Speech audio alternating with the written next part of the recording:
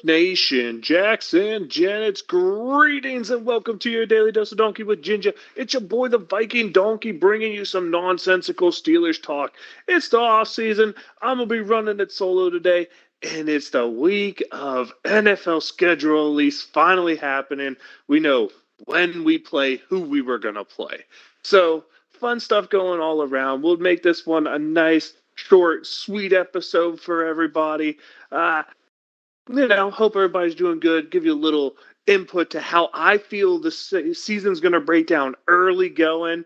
I'm letting you know right now, I think the Steelers finished the typical Steeler way, 9-8. But I'm going to break it down for you the way it's going to go through the game. So let's start off first week at Atlanta. That's going to be a win for your Pittsburgh Steelers because, hey, all the new stuff coming around, Arthur Smith going down there, and I'm not quite sure Kirk Cousins is going to be quite ready to take all the reps. I think the Steelers with their two new quarterbacks will be a little farther along than Atlanta with their two quarterbacks.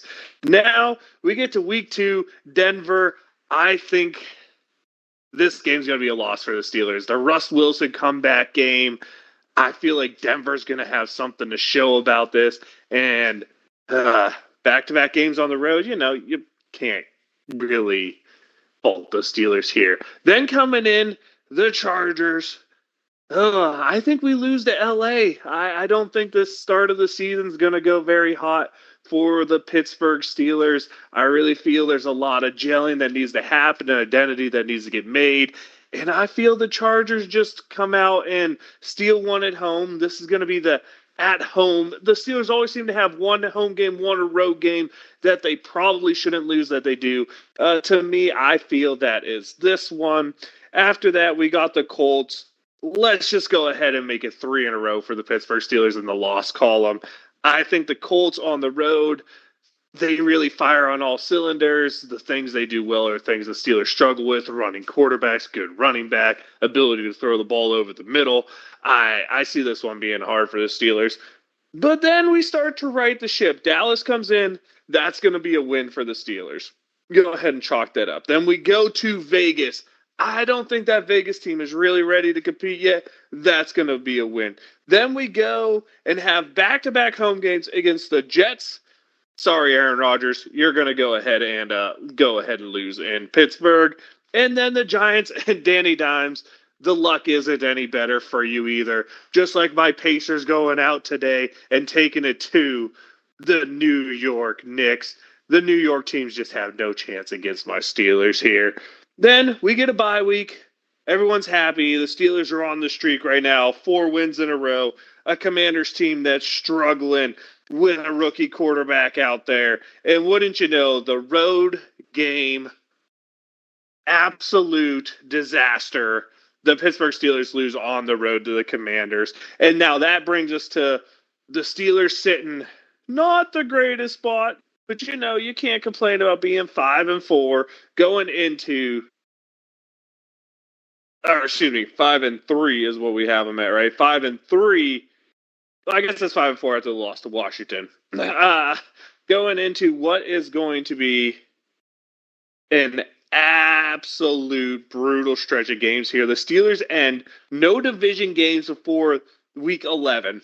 Then they have to play the end of the year. Baltimore twice, Cleveland twice, Cincinnati twice, Philadelphia, and, of course, Kansas City. So how do we break this down? What do the Steelers do here to get to where we think the record's going to be? Well, first one, rebound game against Baltimore.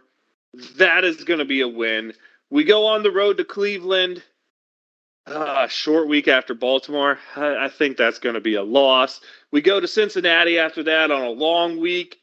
Go ahead and give us the win against the Bengals. Then we go back and play the Browns.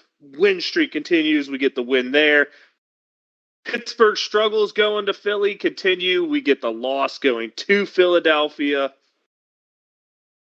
I mean, we already had the win against Baltimore. We have a Saturday game, so a little bit of a short week, so that we could play Christmas Day football, I guess you would call it. That Baltimore game, on the road, we finally lose. Lamar finally gets to beat the Pittsburgh Steelers. Or does he? Because by this time of the year, he might be hurt. Got the Christmas game against Kansas City. I don't think we're going to get anything but a big lump of coal in that one. Go ahead and chalk that up to a loss. And then the game that really doesn't matter because playoffs are already done, but the Tomlin Bowl is getting played for, and of course we're going to win and bring the record. That's a win against Cincinnati at home, and we're going to go ahead and bring the record to 9-8. So if you're tracking, that means the Steelers are going to go win, loss, loss, loss, win, win, win, win, loss, win, loss, win, win, loss, loss, loss, win, I believe, is what I said right. I'll have to look it back. I have it written down, but I don't seem to be able to find my paper right now. But either way, it's 9-8. I might have skipped the loss to Washington after the bye. Might have been the problem there when I read it back. But 4-2 in division. Losses outside of conference are going to go ahead and go to just one loss outside of conference, I believe. That's to two, Washington and Philly outside of conference. The two division losses is a Baltimore game, a Cincinnati game.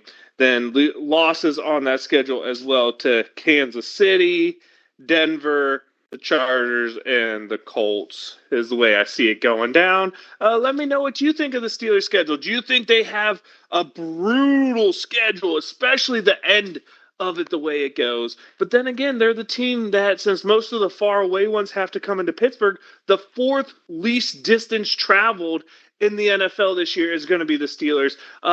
Some short week killers like Kansas City on a short week. I think they're both after Baltimore games.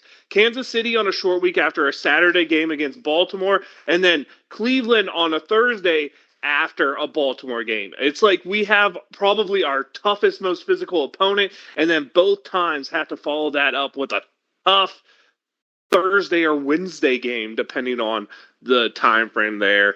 The not traveling's looking good. Do you think the Steelers are really going to break out and this is going to be the year they put it all together going forward? Do some of these teams that I said should be easy wins, like the Jets or maybe even the Giants, because last time Danny Dimes was there, they were a playoff team. Do either of those teams maybe I overlooked? Am I giving too much credit to some bad teams and this is going to be the year where the Steelers don't lay that proverbial egg?